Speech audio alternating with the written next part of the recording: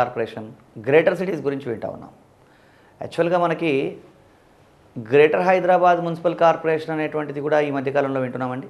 యాక్చువల్గా 2007 సంవత్సరంలో వైఎస్ఆర్ గవర్నమెంట్ ఉన్నప్పుడు హైదరాబాద్ కార్పొరేషన్ని గ్రేటర్ హైదరాబాద్ కార్పొరేషన్గా మార్చడం జరిగింది. అంటే దీన్ని ఎలా చేశారు అంటే ఈ గ్రేటర్ హైదరాబాద్ కార్పొరేషన్ని రంగారెడ్డి, మెదక్ జిల్లాల్లో ఉన్నటువంటి 12 మున్సిపాలిటీలను దీంట్లో విలీనం చేసి దీన్ని ఎక్స్టెన్షన్ చేశారండి. అంటే 160 చదరపు కిలోమీటర్లకు పైగా ఉన్నటువంటి హైదరాబాద్ కార్పొరేషన్ని దాన్ని ఎక్స్టెన్షన్ చేసి 624 చదరపు కిలోమీటర్లకు ఎక్స్టెన్షన్ చేసి మొత్తాన్ని కార్పొరేషన్లో విలీనం చేయడం జరిగింది. అంటే పాలనా సౌలభ్యం దృష్ట్యా, ప్రజా సౌకర్యం దృష్ట్యా ఈ మధ్యకాలంలో బాగా గ్రేటర్ సిటీస్ ఏర్పడుతూ ఉన్నాయి. భారతదేశం మొత్తంలోనూ పెద్ద కార్పొరేషన్ ఏది అంటే ముంబై మున్సిపల్ కార్పొరేషన్. అక్కడ 221 మంది ప్రతినిధులు ఉన్నారు. మొదటి మున్సిపల్ కార్పొరేషన్ ఏది అంటే మద్రాస్ మున్సిపల్ కార్పొరేషన్ 1687 సంవత్సరం నుంచి అక్కడ కొనసాగుతోంది కార్పొరేషన్. హైదరాబాద్ మనకు 1950 నుంచి కొనసాగుతోందండి.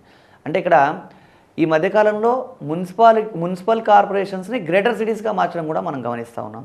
వీటిని మనం గ్రేటర్ హైదరాబాద్ మున్సిపల్ కార్పొరేషన్ ఇలా పిలుస్తూ ఉన్నామండి. ఇక్కడ మహానగర పాలక సంస్థ అని కూడా చెప్తా ఉన్నారు. ఇవి మనకి కార్పొరేషన్ సంబంధించినటువంటివి. స్థానిక ప్రభుత్వాలకు సంబంధించి గ్రూప్ 2 సిలబస్లో అయితే మనకు స్పెసిఫిక్గా ఏమడిగాడు అంటే 73, 74 రాజ్యాంగ సవరణలు, వాటి అమలు, సమాజ వికాస ప్రయోగం అని మాత్రమే అడిగాడు. కానీ ఈ సమాచారం అంతా కేవలం అభ్యర్థుల అవగాహన కోసం చాలా బ్రీఫ్గా చెప్పడం జరిగిందని గమనించాలి. అదేవిధంగా మనకి స్థానిక ప్రభుత్వాలంటే గ్రామము, మండలము, జిల్లా, నగర పంచాయతీ, మున్సిపాలిటీ, కార్పొరేషన్ ఇవేనా? ఇంకా ఏమన్నా ఇతర స్థానిక ప్రభుత్వాలు ఉన్నాయా అంటే కొన్ని ఇతర స్థానిక ప్రభుత్వాలు కూడా ఉన్నాయి. అవి కూడా మనం కొంత పరిశీలిద్దాం. దాంట్లో ఇతర స్థానిక ప్రభుత్వాల్లో ఒకటి ఏంటి అంటే కంటోన్మెంట్ బోర్డు.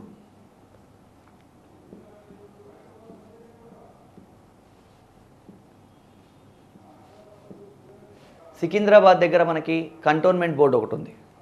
కంటోన్మెంట్ బోర్డు అంటే ఏంటి? అసలు కంటోన్మెంట్ అంటే ఏంటి అంటే పౌరులు నివసించే ప్రాంతాల్లో సైన్యం కూడా ఉంటే దాన్ని కంటోన్మెంట్ అంటారు.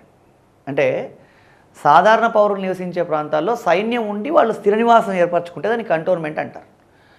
ఈ విధంగా కంటోన్మెంట్ బోర్డులు భారతదేశం మొత్తం మీద మనకి 62 కంటోన్మెంట్ బోర్డులు ఉన్నాయండి. ఈ కంటోన్మెంట్ బోర్డులను మనం గమనించినట్టయితే ఈ కంటోన్మెంట్ బోర్డులో ఈ కంటోన్మెంట్కి ఎవరు అధ్యక్షుడిగా ఉంటారు అంటే అక్కడ ఆ సంబంధిత సైనిక ప్రాంతంలో కమాండర్గా ఉన్న వ్యక్తి కంటోన్మెంట్ బోర్డుకి చైర్మన్గా ఉంటాడు. కంటోన్మెంట్ బోర్డుకి అధ్యక్షుడు, సంబంధిత సైన్యంలో అత్యున్నత అధికారి ఎవరు ఉంటారో అతను ఆ కమాండరే ఇక్కడ కంటోన్మెంట్ బోర్డుకి చైర్మన్గా ఉంటాడండి. అయితే ఈ కంటోన్మెంట్ బోర్డు చైర్మన్ని ఎవరు నియమిస్తారు లేదా కంటోన్మెంట్ అధ్యక్షుడిని ఎవరు నియమిస్తారు అంటే రాష్ట్రపతి నియమిస్తాడని గమనించాలి.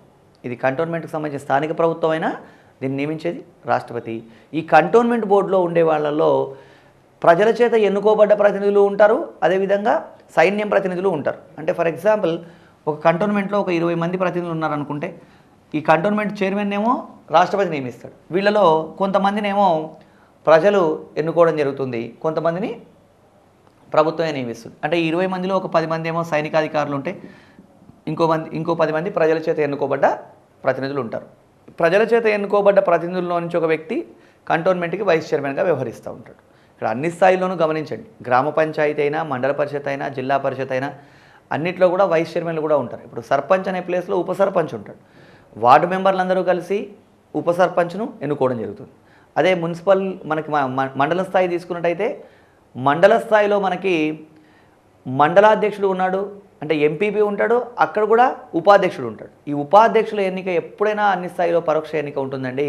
సో అదేవిధంగా కంటోన్మెంట్ బోర్డులో కూడా మనం గమనించినట్టయితే కంటోన్మెంట్ బోర్డులలో సగం మంది సభ్యులు లేదా కొంతమంది సభ్యుల్ని ప్రజల చేత ఎన్నుకోబడ్డ వాళ్ళు ఉంటారు, ఇంకొక కొంతమంది ప్రభుత్వం చేత నామినేట్ అయిపోయిన వాళ్ళు ఉంటారు. దీని మీద గతంలో అడిగిన ప్రశ్న ఏంటి అంటే కంటోన్మెంట్ బోర్డు ఏ చట్టం ప్రకారం ఏర్పాటైందని ఒకసారి అడగడం జరిగింది.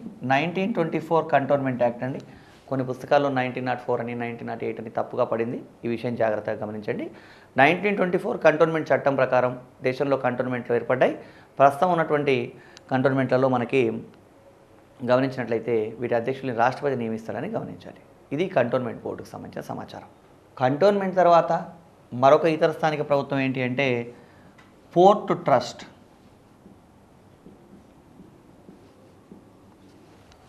పోర్ట్ ట్రస్ట్ అంటే ఏంటి అంటే నౌకాశ్రయాలు, ఓడరేవులు ఉన్న ప్రాంతాల్లో కొన్ని రక్షణ బాధ్యతల నిర్వహణ కోసం పోర్ట్ ట్రస్టులు ఏర్పాటు చేయడం జరిగింది. అంటే ఇప్పుడు విశాఖపట్నం, కాకినాడ ఇలాంటి ప్రాంతాల్లో పోర్ట్ ట్రస్టులు ఉంటాయి. అంటే అక్కడ నౌకలకు వీటికి రక్షణ సదుపాయాలు ఏర్పాటు చేయడం కోసం పోర్ట్ ట్రస్టులు ఏర్పాటు చేయడం జరిగిందండి. ఈ పోర్ట్ ట్రస్టులు కూడా ఒక స్థానిక ప్రభుత్వంలో భాగమే. ఈ పోర్టు ట్రస్టులు ఎలా ఏర్పాటు అవుతాయని గతంలో దీని మీద అడుగుతున్న ఒకే ఒక్క ప్రశ్న, పోర్ట్ ట్రస్టులు ఎలా ఏర్పాటు అవుతాయని. కేంద్ర పార్లమెంటు అంటే కేంద్ర ప్రభుత్వం చేసినటువంటి చట్టం ఆధారంగా ఈ పోర్ట్ ట్రస్టులు ఏర్పాటు అవుతాయి. ఈ పోర్ట్ ట్రస్టులకు సంబంధించినటువంటి అధికారిని అంటే చైర్మన్ను ఎవరు నియమిస్తారు, ఈ పోర్ట్ ట్రస్ట్లో ఉన్నటువంటి వ్యక్తులు ఎవరు నియమిస్తారంటే కేంద్ర ప్రభుత్వం నియమిస్తుందని గమనించాలి. ఇవి రాష్ట్ర ప్రభుత్వం పరిధిలోకి ఉండవు, కేంద్ర ప్రభుత్వం. అదేవిధంగా కంటోన్మెంట్ ఏమో రక్షణ మంత్రిత్వ శాఖ పరిశీలనలో ఉంటుంది, పోర్ట్ ట్రస్ట్ ఏమో కేంద్ర ప్రభుత్వం పరిశీలనలో ఉంటుందని గమనించాలి. స్థానిక ప్రభుత్వాల్లో కంటోన్మెంట్ పోర్ట్ ట్రస్టులతో పాటు ఇంకా కొన్ని ఇతర స్థానిక ప్రభుత్వాలు కూడా ఉన్నాయి, కానీ అవి పెద్ద క్రియాశీలంగా లేవని మనం గమనించాలి. అంటే స్పెషల్ పర్సన్ ఏజెన్సీలు అంటారు. అంటే ఒక మున్సిపల్ కార్పొరేషన్కి అదనపు సేవలు అందించడం కోసం స్పెషల్ పర్సన్ ఏజెన్సీలు లాంటివి ఏర్పాటు చేయడం జరుగుతుంది. అంటే Kukatpally housing board, pollution control board లాంటివి ఇలాంటివి ఏర్పాటు చేయడం జరుగుతుంది. అవి కాకుండా ఇంకా మనకి టౌన్ ఏరియా కమిటీలు, నోటిఫైడ్ ఏరియా కమిటీలు లాంటివి కూడా ఇతర పట్టణ స్థానిక ప్రభుత్వాల్లో ఉన్నాయి. అత్యంత కీలకమైనవి మాత్రం ఇతర పట్టణ స్థానిక ప్రభుత్వాల్లో కంటోన్మెంట్ బోర్డులు, అదేవిధంగా పోర్ట్ ట్రస్టులు అని గమనించాలి. స్థానిక ప్రభుత్వాలకు సంబంధించి మనకి మామూలుగా అయితే ఏమనుకుంటారంటే చాలామంది స్థానిక ప్రభుత్వాలు అంటే అది గ్రామ పంచాయతీ నుంచి కార్పొరేషన్ వరకు ఉన్న విషయాలు చాలా విస్తృతంగా చదువుతారు. కానీ 73, 74 రాజ్యాంగ సవరణలు నెగ్లెక్ట్ చేస్తారు. జాగ్రత్తగా అభ్యర్థులు గమనించాల్సిన విషయం ఏంటంటే గ్రూప్ 2 సిలబస్లో స్పెసిఫిక్గా ఏమన్నాడు, స్థానిక ప్రభుత్వాలు అనే పేరు ఇవ్వలేదు. ఇవ్వకుండా ఏమన్నాడంటే దాంట్లో సమాజ వికాస ప్రయోగం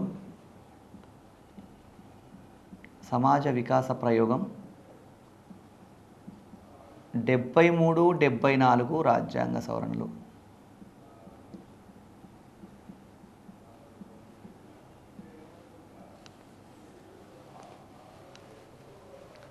ఇది సిలబస్లో పేర్కొన్న అంశం. ఇక్కడ అందుకే నేను చర్చించేటప్పుడు సిడిపి ఎన్ఈఎస్ల గురించి 73, 74 రాజ్యాంగ సవరణల గురించి చాలా విస్తారంగా చర్చించి గ్రామ పంచాయతీ నుంచి ఉన్నటువంటి కార్పొరేషన్ల వరకు ఉన్న వ్యవస్థల్ని చాలా నామమాత్రంగా చర్చించడానికి కారణం ఏంటంటే గ్రూప్ 2 సిలబస్లో కేవలం 73, 74 రాజ్యాంగ సవరణలు సమాజ వికాస ప్రయోగం అని చెప్పడం జరిగింది. కాబట్టి అక్యురేట్గా సిలబస్ ఓరియంటెడ్గా చెప్పడం జరిగింది. ఈ విషయం గమనించండి. ఈ 73, 74 రాజ్యాంగ సవరణలు సమాజ వికాస ప్రయోగం వీటి మీద ఎక్కువ కాన్సన్ట్రేట్ చేసి అభ్యర్థులు వీటిని నామినల్గా తెలుసుకుంటే సరిపోతుందని గమనించండి. ఇది గ్రూప్ 2 ఎగ్జామినేషన్లో స్థానిక ప్రభుత్వాలని చాలా చిన్న టాపిక్ అండి, చిన్న చాప్టరు. దీంట్లో నుంచి కనీసం 10 నుంచి 12 మార్కులు మనం ఎక్స్పెక్ట్ చేయొచ్చు. చాలా తక్కువ సమయంలో ఎక్కువ మార్కులు గుర్తుంచుకోవడానికి అవకాశం ఉంటుంది. 73, 74 రాజ్యాంగ సవరణలకు సంబంధించిన నిబంధనలన్నీ కూడా జాగ్రత్తగా గుర్తుంచుకోవాలి. అలా చేసినట్టయితే ఎక్కువ మార్కులు పొందడానికి అవకాశం ఉంటుందని గమనించాలి.